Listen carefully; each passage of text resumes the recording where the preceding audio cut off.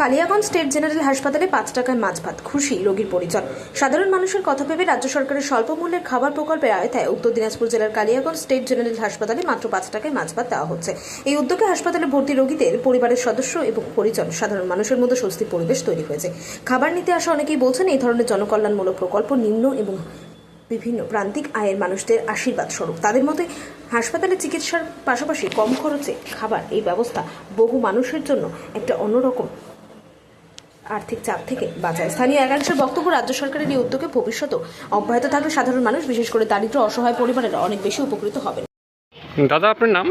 অজিত বর্মন। কোথায় এসেছেন? আমি হাসপাতালে এসেছি। হসপিটালে কি করতে এসেছেন? আমার মাকে নিয়ে ভর্তি আছি তো, আছে মা এখানে হাসপাতালে।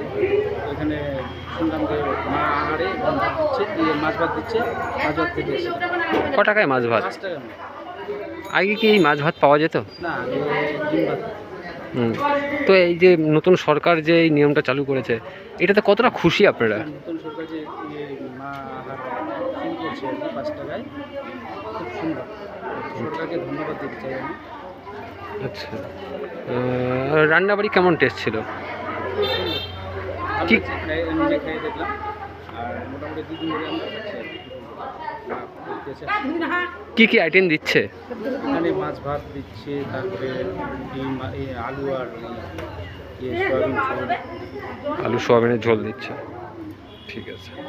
আর কোথা থেকে এসেছেন? আপনার বাড়ি কোথায়? আমার বাড়ি উত্তর সুন্দর।